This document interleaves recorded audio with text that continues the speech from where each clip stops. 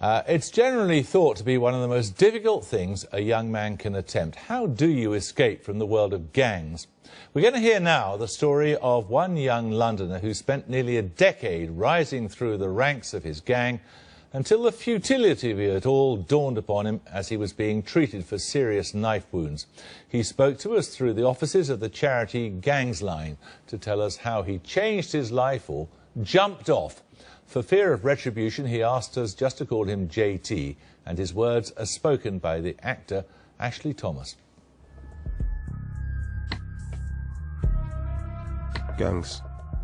I seen them when I was younger. Seen a stabbing, I was like 9. I was sleeping and I'm hearing shouting, so I opened my curtain. There was a green door and there was blood on it. The guy was holding his body. I just called my dad and he come and told me that, go back to bed. So yeah, I see that. I enjoyed football a lot. That's what I should be now. Professional footballer. I just stopped going training and started hanging around. And that's when I messed up. There was a football cage, there was a lot of older boys there. They were having problems with others, and that's how the rivalry started. I'd always see violence, innit?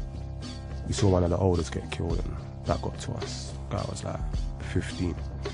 The older guys told us how to do things, like how to beef, how to make money. Don't leave your boy, don't run, don't snitch, don't get caught slipping. Telling me not to slip is telling me to have my wetter on me. If I meet someone and he has a knife and I don't, I'll get stabbed up. I've hurt people. When you jump in, when you're in this life, you know what's coming.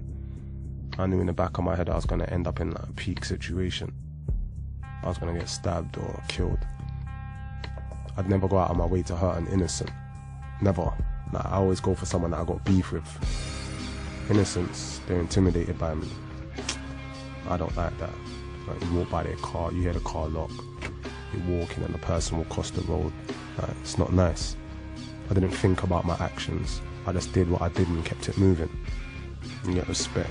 Girls. Girls love a bad boy, innit? Females are impressed by violence. I don't know why. The oldest told us how to work for people, like, go shop for this guy, go shop for that guy.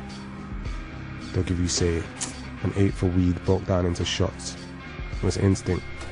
We knew what to do and how to get rid of it. Sell it on, innit? Sell it on, sell it to the cats, anyone. You know what keeps people going? It's the money.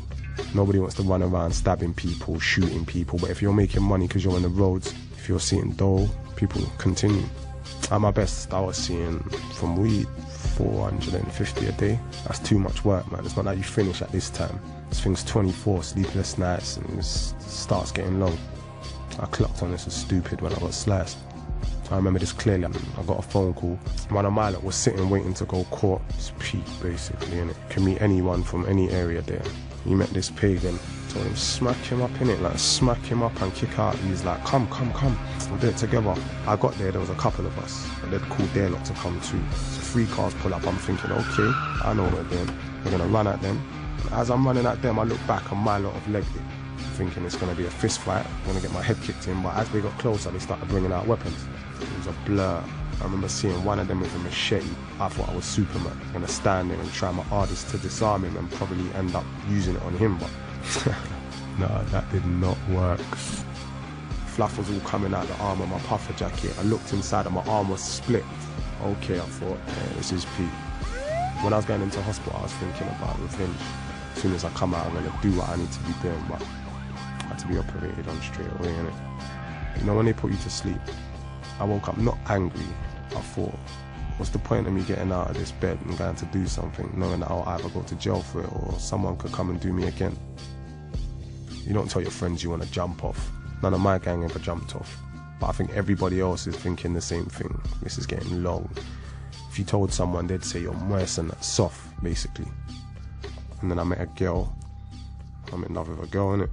Started seeing opportunities to make good money without getting arrested, put in cells and all that stuff. And I thought, yeah, man, the beef goes on though.